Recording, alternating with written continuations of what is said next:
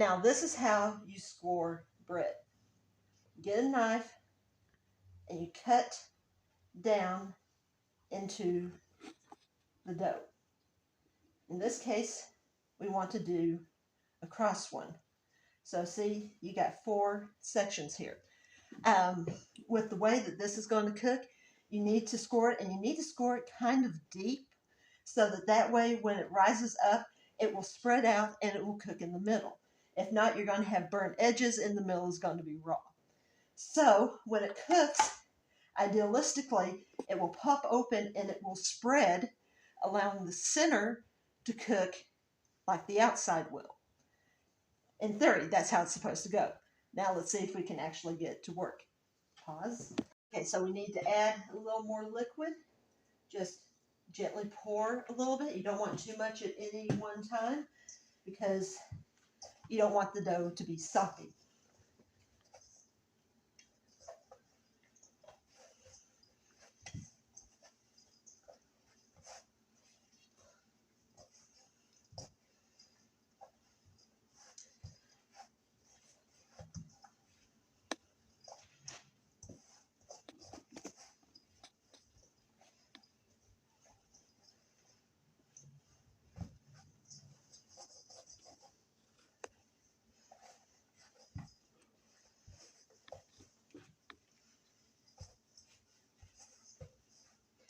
And what I'm doing right now, I'm trying to get as much of the dry stuff into my loaf as I can. So, and sometimes you get to the end, you gotta get a little bit creative. Actually, I think I need a little more moisture. So, back to the milk we go. Slight little bit.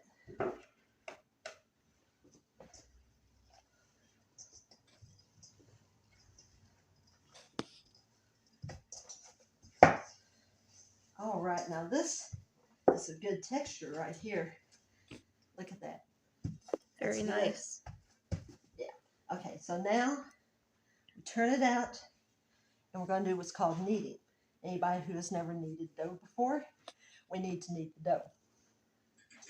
So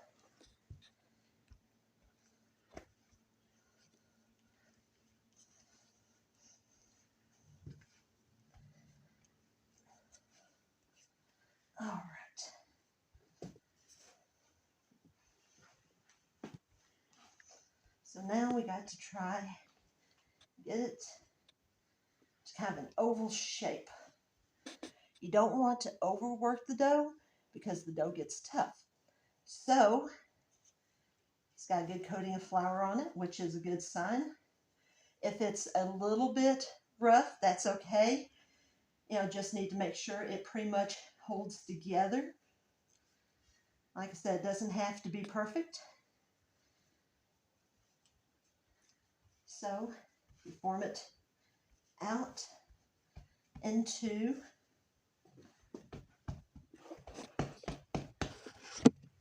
a nice position like this. Now, we're going to put it, since it's a round thing, we're going to put it on the round pan. And so, do it. There, that's pretty good. And now we just need to get a knife, and I'm going to show you how to score it. Pause. Okay, turning out dough. So, get nice amount there. Get on your hands so that way the dough doesn't stick to your hands. And then just got to make sure get it good and compressed together, because the last thing you want is for it not to stick. You need it to stick. So this is actually the fun part right here. This is where you really get your hands into it. So see, take and make it as much as you can into, and I think we're going to need some more liquid. Maybe not. Let's see.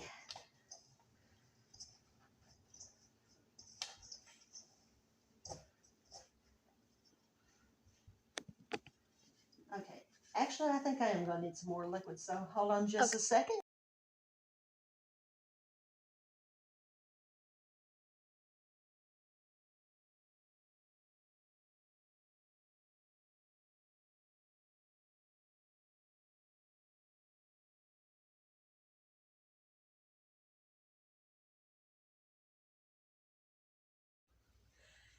Howdy, y'all. Welcome back to Ireland Bound. And if y'all can't tell, I'm in a festive mood. But I got a little something to read to you first. May peace and plenty be the first to lift the latch at your door, and happiness be guided to your home by the candle of Christmas. God's blessing and peace be yours throughout this new year. That's a little Irish blessing that I found on a wonderful little site that's run by this Irish man named Aiden. So thank you, Aiden, very much for this wonderful, wonderful Irish blessing. And as I told y'all, this is kind of a food episode. It's holiday season, and I wanted to explore and share a little bit about my Irish ancestry, and I found some recipes. Uh, the first one that we have here, this beautiful chunk of meat, is called a spiced Irish uh, meat. You have several seasonings. Some of them were new to me, but lucky for you, I like to research things. One of the recipe, or part of the recipe in it, was for an ingredient called mace. Now I know a lot of y'all are thinking mace. It's like that's what you spray on people to get them away from you.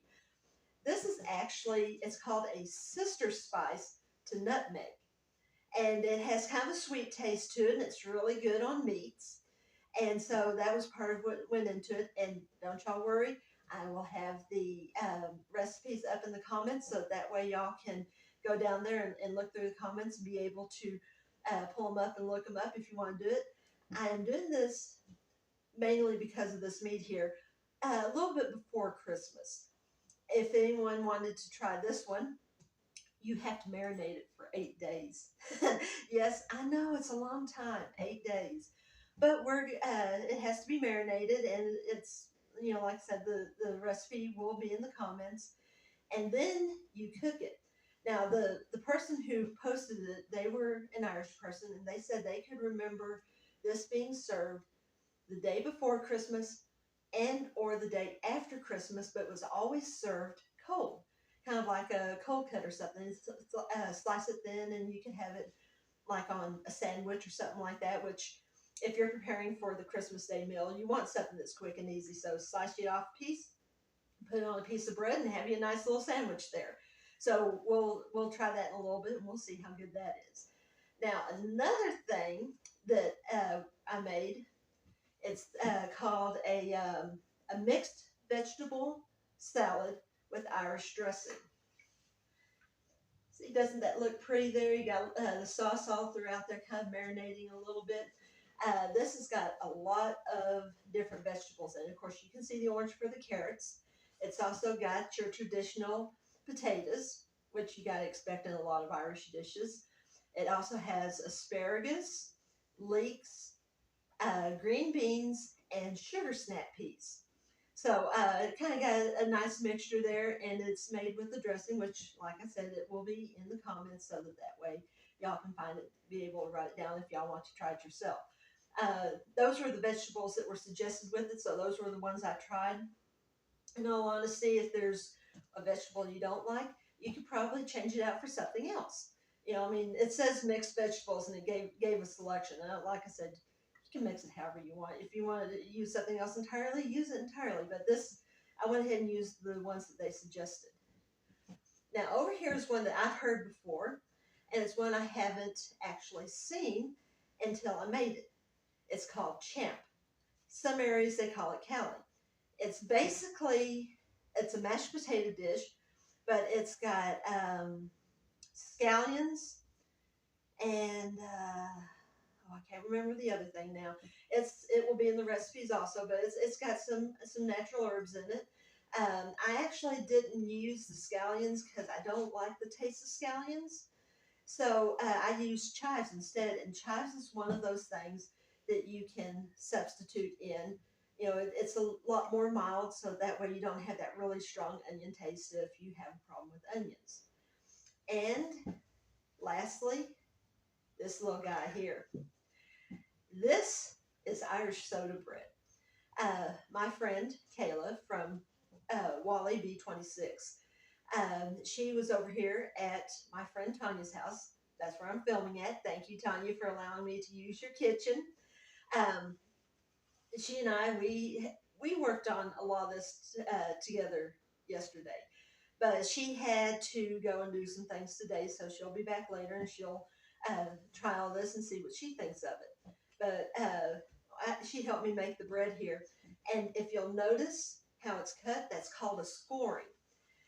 When you do a bread like this, where it's not like perfect sides, and squared up or oblong, you have to score it so that way the middle part here will cook just like the outside will, because if you don't, the outside will be burnt to a crisp and the middle will be raw. So scoring is to help with the cooking, so that way it cooks a little bit better, a little more evenly. So I think we got a pretty good do on it here. We got the nice brown and of course the flour coating it. Now, I want to go back for a moment to our meat. Um, there were some adjustments that I made on the meat, and some of it is, for me for some good reasons.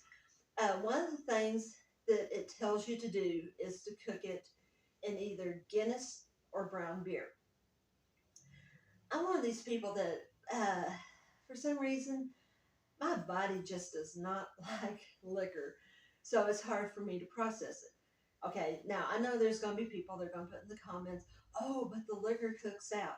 That's actually a myth. Not all of the liquor cooks out. You have to cook something for a really, really, really, really long time to get all of the liquor out of it. You can reduce it, but if you use quite a bit, it doesn't cook all the liquor out. And with this one, you're actually trying to cook the liquor into it. I did a little bit of research. As I said, I like doing research on things. And some of the substitutions that were suggested instead of using, like I said, Guinness or brown beer, was to use apple cider, which would have given it a nice kind of fruity taste to it, kind of work well with the holidays. Or you could use like a brown type of soda. You could use things like Coke, Pepsi. I'm a Texan. I prefer Dr. Pepper. But on that note, also, it's important to note that even in the sodas, you have two types of soda. You have the mass produced stuff that has the high fructose corn syrup in it. And then you have what's considered traditional recipes that have cane syrup in it, or cane sugar, excuse me, not syrup, cane sugar. Now, something that a lot of people don't realize is that these two things, if you use them in cooking, they cook differently. The pure cane sugar has a tendency to melt with liquids, and it will brown things better than what corn syrup will.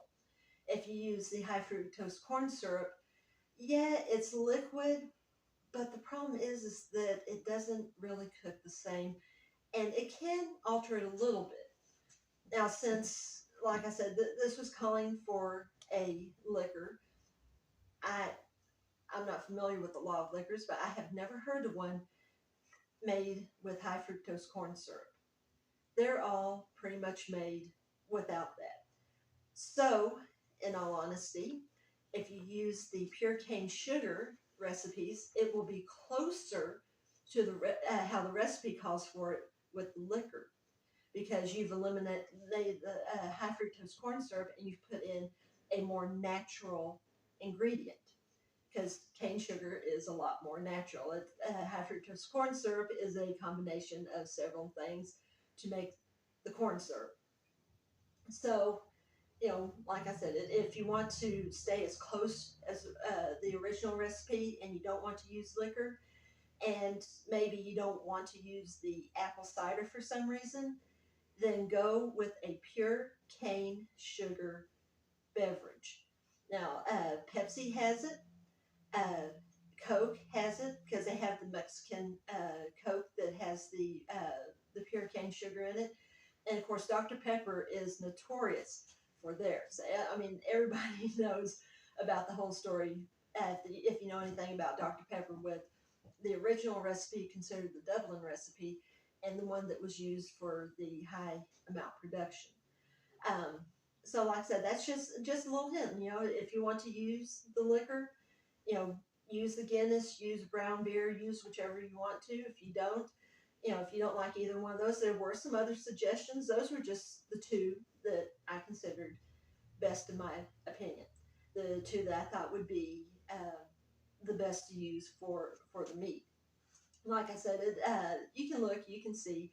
All you have to do is go into your search file, the Google search or whatever it is they have for Apple. I can't remember what Apple's is, but you go in there and you just look up non-alcoholic substitution for, and then you name off the liquor. Now, each liquor is going to give you a different thing because all liquors are not the same. If you list brown beer, it will give you something different from brown beer than it would give you for whiskey or for gin or for rum. They will give you a different substitution because of the fact that, like I said, each liquor is going to have its own taste. So you're wanting to stay as close to the original as you can. Like I said, that's just some suggestions.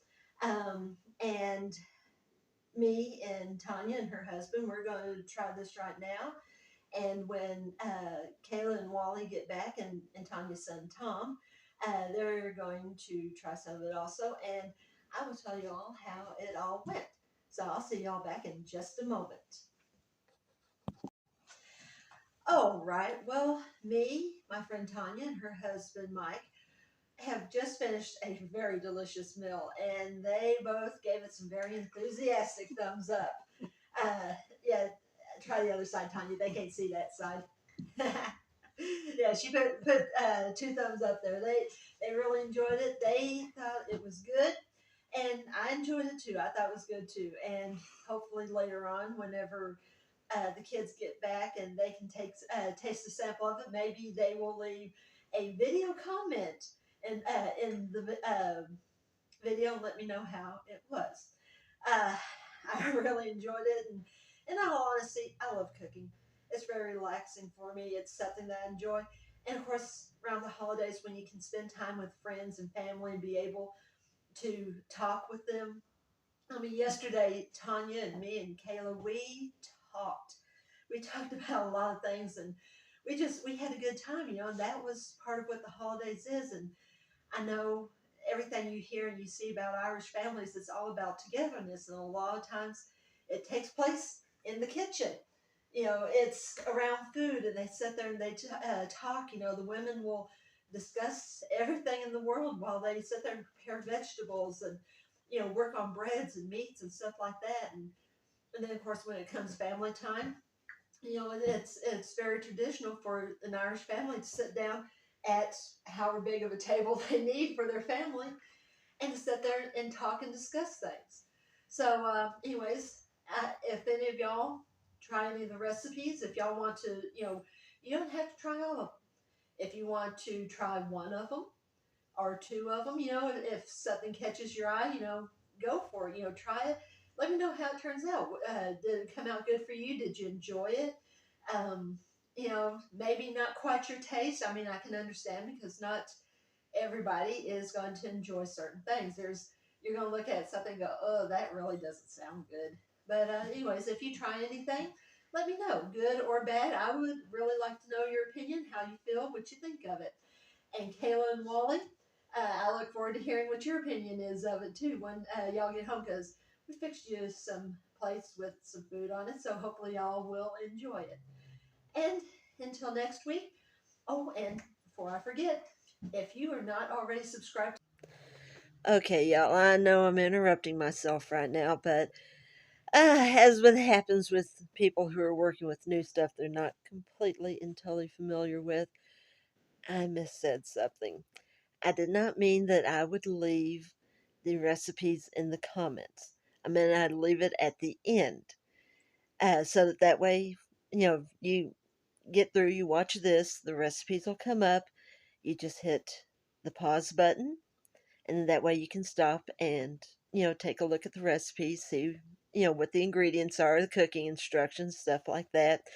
Um, and being new with this, they haven't given me the ability yet to put things like recipes down into there without a whole lot of work. And if I tried typing in all the recipes, it's we would be here for quite a while. So, like I said, the recipes will be at the end. Just hit the pause button, and then when you do, like on my phone, the screen kind of goes. To my channel, remember there's that little red thing down there at the bottom. You hit it, says where you can subscribe. And on the newer ones, it now has it where it automatically puts it with the all bell thing to let you know when I post new stuff, or whenever I put up a comment, or whatever, let you know everything that I put up. Also, too, if you enjoyed this video, give me a thumbs up, because Tonya just gave me two. So, give me a thumbs up. Let me know that you enjoyed it. It also lets YouTube know that, hey, someone else is enjoying her videos too. And also, too, leave a comment. Like I said, let me know, maybe some of your family traditions too. Do you and your mom and your grandma, do y'all like to sit in the kitchen? Or if you are a gentleman and you like to cook, maybe you and your sisters, your mother, your grandmother. I mean, it can be anybody. Everybody likes to cook. Everybody likes food. So, let me know, how you enjoy your holidays, and I will be talking to y'all later. Bye.